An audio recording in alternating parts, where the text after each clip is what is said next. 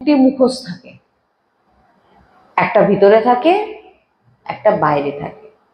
এক হয় সামাজিক আর এক হয় একান্তিক। হ্যাঁ, যদি একান্তে তোমার আচরণ, শুনে নিন এটা, যদি একান্তে আপনার আচরণ, আপনার চিন্তন, আপনার ক্রিয়া কুমতি হয়,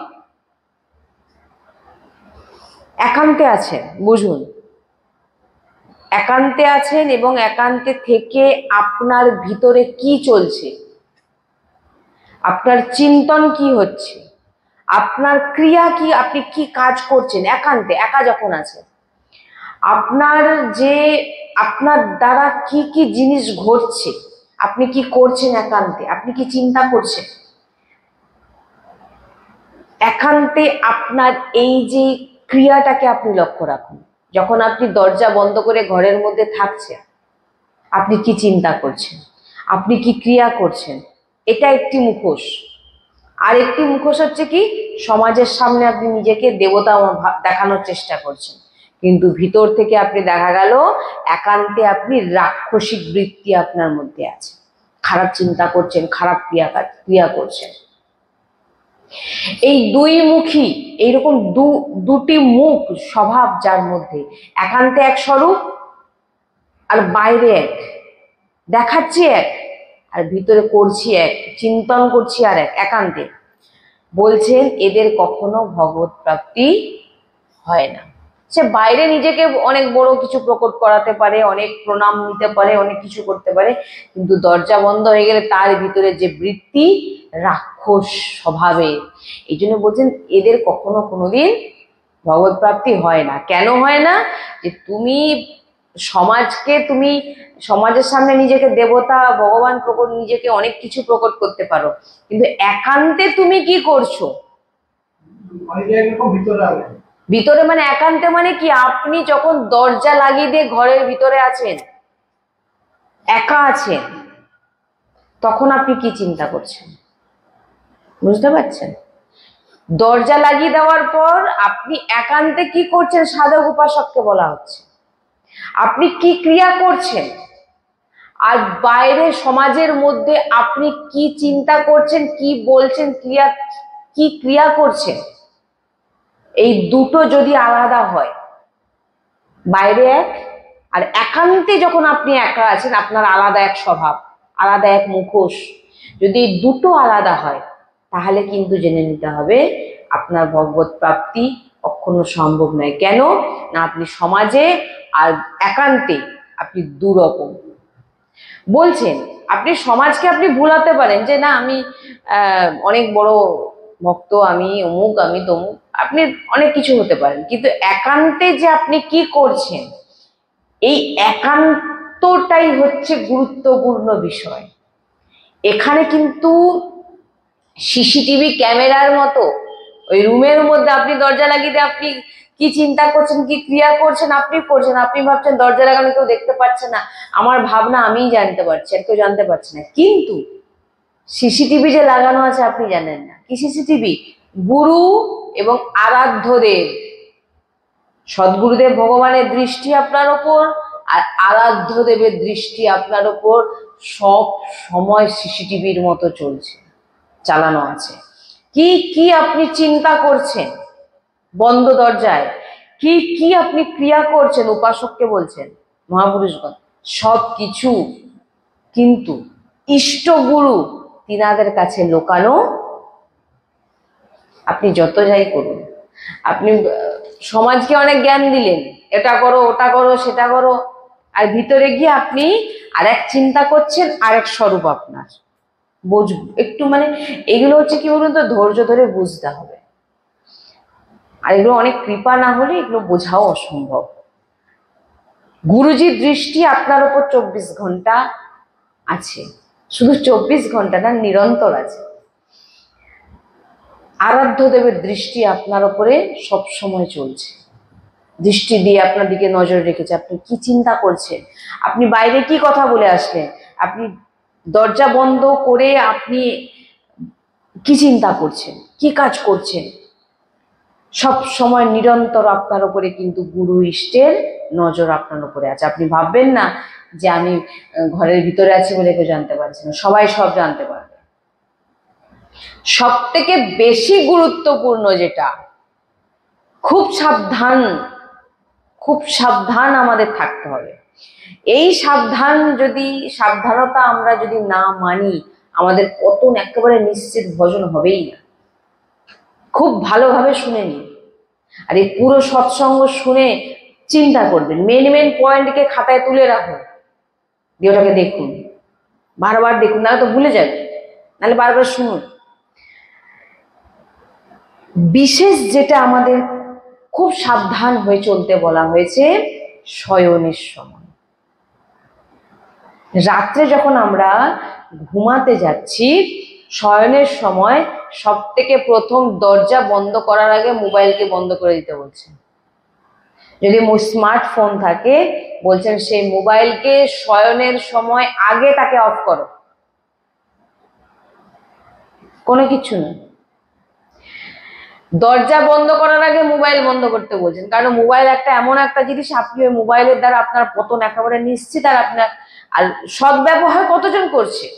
আপনি যদি দেখেন, অপব্যবহার বেশি হচ্ছে, অনেক ভালো কাজও হচ্ছে, আবার অনেক খারাপ কাজও করছে। দরজা বন্ধ করার আগে মোবাইল বন্ধ করে দিই, এবং সঙ্গে সঙ্গে না শুয়ে পড়ে বিছানায় বসে সবার প্রথম মোবাইল বন্ধ করে মোবাইলকে সাইডে রেখে দিয়ে আপনি হাতে নিয়ে নিন মালা। কি নেবেন? মালা। মনের চক্করে পড়তে না বলছে গুরুজি, আমার শুয়ে শুয়ে মনে মনে করব।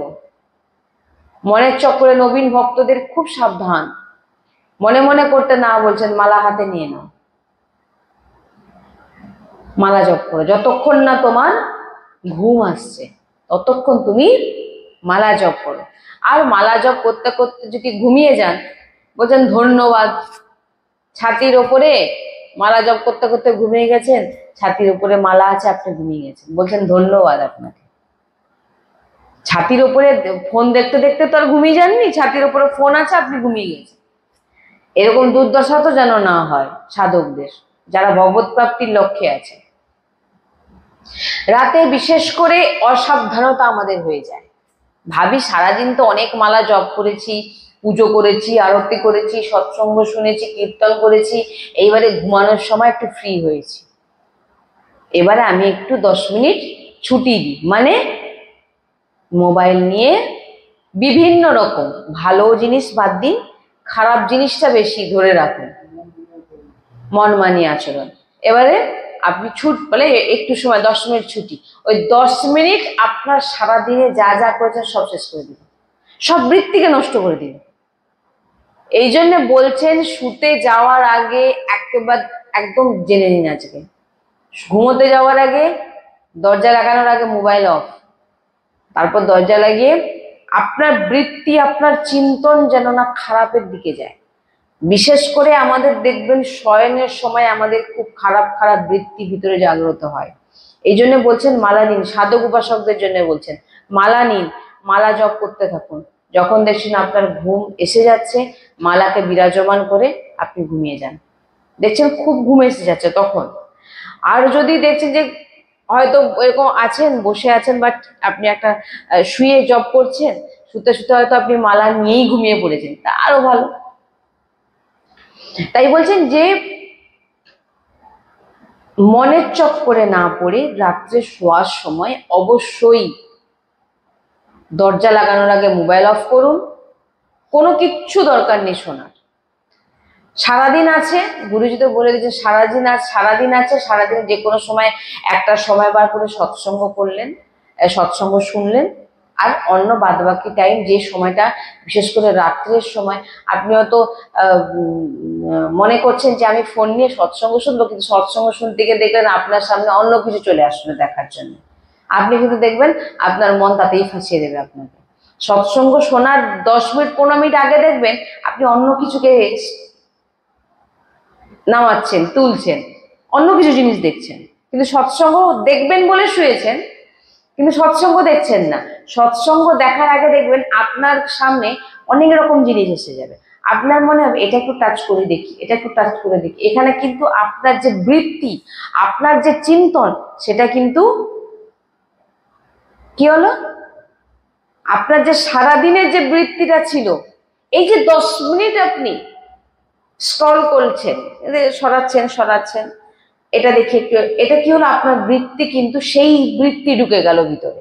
আর যেটা সারাদিন ছিল সেটা কিন্তু আর থাকলো না, কারণ ভজন খুব তাড়াতাড়ি আপনার ভিতর থেকে মন, কারণ একটু যদি আপনি ভগবত বিমুখ হন, কে অ্যাটাক করে? মায়া। এই জন্য বলছেন রাতে শোয়ার সময় কিছু দরকার নেই, মোবাইল অফ, দরজা লাগালেন, মালা হাতে নিয়ে বসলেন। কারণ আপনার বৃত্তিকে, আপনার চিন্তনকে, আপনার ক্রিয়াকে যদি কেউ কন্ট্রোল করতে পারে, এই নাম, মালা।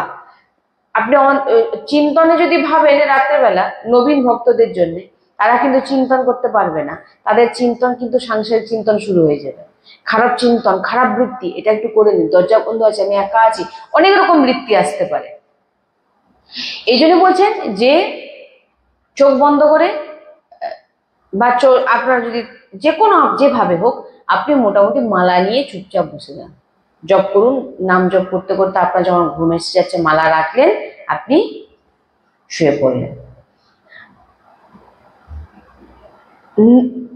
এরকম যদি কঠোর আপনি না হন, তাহলে আপনি কিন্তু যে মার্গের কথা এখানে আলোচনা হচ্ছে, কদিন ধরে আমাদের আজ যে চর্চা চলছে, সেই মার্গে আপনি কখনো পৌঁছাতে পারবেন না। আর এই জন্য বলছি না যে এই সৎসঙ্গ সাধক উপাসকদের জন্য, যিনারা লক্ষ্য ভগবত প্রাপ্তি, তারা এগুলো পালন করতে পারে। যাদের উপর মানে লক্ষ্য দৃঢ়, লক্ষ্য না থাকলে এগুলো কি করে আপনি পাবেন? আপনার মনে হয় বাবা এগুলো কি সম্ভব নাকি, আমি সাধারণ মানুষ, সংসারী মানুষ, আমি কি এসব করতে পারি নাকি, আমার দ্বারা এগুলো হয় নাকি, লোক নাকি খাবে না, লোক তাহলে তো তুমিও সাধু সন্ত হয়ে যেতে, আর তুমি ভগবান হয়ে যেতে, তুমি গুরু হয়ে যেতে, তুমি ইষ্ট হয়ে যেতে। হ্যাঁ, এটা কেন কারা বলবেন বলুন তো? যাদের লক্ষ্য নেই। ভজন সাধন এমনি নয়, আপনি যদি না মানতে পারেন, আপনি কদিন করে দেখুন, এই জন্যই বলেন না যে কুমার অবস্থা থেকে যদি ভজন করা হয় না, তো তখন কি হয়, এই বৃত্তি তার ভিতরে এমন ভাবে বসে যায়, মানে তার একটা সময় আসলে তাকে আর ভজন করতে হয় না। এই জন্য বলা হয়, এই জন্য আমি সবসময় মানে বলে থাকি, এবং গুরুজি তো বলেনি যে ছোট ছোট বাচ্চাদের যেন অবশ্যই প্রত্যেকদিন কিছু না হোক একটি মালা করে জপ আর একটু নাম সংকীর্তন তাকে করানো হোক, আর সাত্বিক আহার, এটা যেন তার জীবনে থাকে। আপনি নিজেই দেখুন আপনি কি সাধন করছেন। আমি বাইরে কারো কাছে আপনাদের জিজ্ঞাসা করতে বলবো না। আপনারা যে সৎসঙ্গ শুনছেন, শুনে আপনারা কিন্তু বুঝতে পারছেন আপনি কি ভুল করছেন, হ্যাঁ কি না? আপনি যখন সৎসঙ্গ শুনছেন, সৎসঙ্গ শোনার পর আপনি সারাদিন যা করছেন বা আপনার স্বভাব যা আছে, সেটা কিন্তু আপনি বুঝতে পারছেন। এবারে আপনি নিজের ভিতর দর্শন করুন যে আমি, আগে দেখা যেত না যে গুরুজি বলেন যে গুরু ইষ্টের ছবিকে ছাতিতে লাগিয়ে ঘুমাতো, আর এখন স্মার্টফোনকে বুকে লাগিয়ে জড়িয়ে ঘুমাচ্ছে। দুর্গতি স্থিতি, মানসিক স্থিতি, একটা সময় যখন আসবে না, তাদের চিন্তা করারও স্থিতি, মানে তাদের সেই ভাবনা থাকবে না, কারণ তারা না নাম জপ করে। নাম জপ করলেও আপনার মধ্যে যদি এরকম বৃত্তি থাকে, আপনি ভাববেন আমি দুমালা ঘুরিয়ে নিলে আমার ভজন হয়ে গেল। আপনার ভিতরে বৃত্তিটা যদি ঠিক না হয়, আপনার ভগবত প্রাপ্তি হবে কি করে? ভগবত প্রাপ্তির জন্য চাই কি? আপনার অন্তর্মুখী সাধন ভজন। আপনি অন্তর্মুখী কতটা সাধন ভজন করছেন, ক্রিয়াতে আপনি কিছু করুন না করুন, মেন ভক্তি তো অন্তর্মুখী। আপনি অন্তর্মুখে হয়ে দেখুন আপনার ভিতরে কি কি দোষগুলো আছে। এই জন্য বলছেন না যে আপনি নিজের ভিতরে একান্তে যখন বসেছেন, আপনি মানে দেখুন ভিতরে, দুটো মুখোশ রাখবেন না, বাইরে এক ভিতরে এক না। বাইরে যেমন যা যা বলি, একান্ত আমি তাই তাই করি। বাইরে যদি আমি রাধা রাধা বলতে বলি, একান্তও কিন্তু আমি রাধা রাধাই বলবো, আমার অন্য কোনো খারাপ বৃত্তি আসবে না। তাকে সাধু বলে, তাকে সাধক বলে, তাকে সন্ত বলে, আর তাকে আপনি যে নাম দিতে পারেন, কিন্তু বাইরে এক, একান্তে এক, তাদেরকে রাক্ষস বৃত্তি বলা হয়, রাক্ষসী স্বভাব গুরুজি বলে থাকেন। তাই বলছেন যে আপনি আপনার ভিতরের বৃত্তিকে দেখুন, আপনাকে কোনো পোশাক দেখতে হবে না, কি পোশাক পরি আমি, কি স্বভাব, আপনার আচরণ, আপনার আন্তরিক বৃত্তিটাই হচ্ছে সবকিছু, যেটা ইষ্ট গুরু আপনার ভিতর দেখবে। আপনি মানে এটা আমার নিজের দিক থেকেও আমি আপনাদের বলছি যে অনেক কিছু জিনিস যেগুলো হয়তো আমাদের দ্বারা হয়তো ভুল হয়ে গেছে, আপনি হয়তো গুরুজিকে বলেনও নি, গুরুজি আপনাকে সেই ভুল আঙ্গুল দিয়ে আপনাকে দেখিয়ে দেবেন। একদম বলছি আপনাকে, আপনাকে সৎসঙ্গের মাধ্যমেই আপনাকে আঙ্গুল দিয়ে দেখিয়ে দেবে যে তোমার এই ভুল হচ্ছে। কেন আপনার পৌঁছে গেল কানে? কারণ আপনি ইষ্ট গুরুর দৃষ্টিতে আছেন। এই জন্য বলছেন একান্তে যখন থাকবেন উপাসক, খুব সাবধান। তখন কিন্তু আপনার ভিতরে কি চলছে সেটা কিন্তু ইষ্ট গুরু দৃষ্টি আপনার উপরে আছেন। আপনি যতই ভাবুন যে আমি ঘর দরজা বন্ধ করে ভিতরে আছি, আমি কি করছি কেউ জানতে পারছে না, আমার ভিতরে কি চিন্তা চলছে কেউ জানতে পারছে না, আপনি ভাবতে পারেন, কিন্তু ইষ্ট গুরু সিসিটিভি ক্যামেরায় আপনি কিন্তু আছেন, সবসময় আপনার উপর দৃষ্টি আছে। কি কি ভুল করছেন, কি কি আচরণ করছেন, সব তিনারা জানেন। আর তিনারা আপনাকে, যদি আপনি, আপনার লক্ষ্য থাকে, আপনি যদি গুরু ইষ্টের প্রতি আপনার শ্রদ্ধা থাকে, আপনাকে গুরুজি দেখবেন, আপনাকে বলতে হবে না, আপনার ভুল ইষ্ট গুরু আপনাকে সৎসঙ্গের মাধ্যমে দিয়ে দেবেন, বলে দেবেন এটাকে ঠিক করো। তাই জন্য বলছেন যে একান্তে যখন থাকবেন আপনার বৃত্তিকে আপনি লক্ষ্য রাখুন যে আমার এই যে চিন্তনটা কি কি হচ্ছে, এই বৃত্তিকে, এই জন্য বলছেন বৃত্তিকে আনতেই দেবেন না। তার জন্যই বলা হচ্ছে দরজা লাগানোর আগে ফোন বন্ধ করুন, আর দরজা লাগিয়ে আপনি নামের মালা হাতে নিন, যে কোনো বৃত্তি আমার ভিতরে আর আমি আসতেই দেব না। নাম করতে করতে ঘুম আসলে ঘুমিয়ে গেলেন, সকালবেলা ভোরবেলা থেকে আবার আপনার যে দিনচর্চা, নাম জপ যা যা করেন তাই করলেন, আপনি সেই সময়টাই দেবেন না। আর ব্যর্থ যদি আপনি সময় নষ্ট করলেন, এই যে সৎসঙ্গ শুনবো, লক্ষ্যটা আপনি সৎসঙ্গ শুনবেন বলে ফোনটা হাতে নিলেন, কিন্তু ফোনের জায়গায় আগে কিছু জিনিস দেখে নিলেন, ওই যে কিছু জিনিস দেখে নিলেন, ওইটা কিন্তু আপনার ভিতরে সৎসঙ্গের আগে এটা আগে ঢুকে যাবে, সে বিস্তার করবে। সৎসঙ্গকে যাওয়ার আগে সে ঢুকে গেল, আর আপনি যা যা সারাদিন করেছিলেন সেগুলোকেও আপনি ভুলে গেলেন। এই জন্য গুরুজি মানে খুব ভাবে প্রার্থনা বোঝেন, প্রার্থনা যদি মেনে নাও তাহলে তুমি জায়গায় পৌঁছাবে, যে মার্গের চর্চা এখানে হচ্ছে সেই মার্গের তুমি পৌঁছে যাবে। তাই বলছেন যে যেটা দরকার নয় দেখার, সেটা দেখার কোনো প্রয়োজন নেই। তাই বলছেন ইন্দ্রিয়কে দমন করো। ইন্দ্রিয়, ভগবান নবদাভক্তি তো ইন্দ্রিয় দমনের কথা বলেছে, এই যে রসেন্দ্রিয়কে দমন করো, রসেন্দ্রিয়কে, উচিত আহার পাও, নিজের ইন্দ্রিয়কে কন্ট্রোল করা শেখো। তোমার লক্ষ্য কি? ভগবত প্রাপ্তি। তোমার লক্ষ্য কি? না আমি ডাক্তার হব, আমি ইঞ্জিনিয়ার হব। তার জন্য আপনাকে প্রিপারেশন নিতে হবে তো, তার জন্য বই পড়তে হবে তো, বইতে যা যা আছে সেগুলোকে মুখস্থ করতে হবে তো, মাস্টারের কাছে যেতে হবে, সে টিচার যা যা আপনাকে পড়াবে সেগুলো আপনাকে পড়তে হবে তো।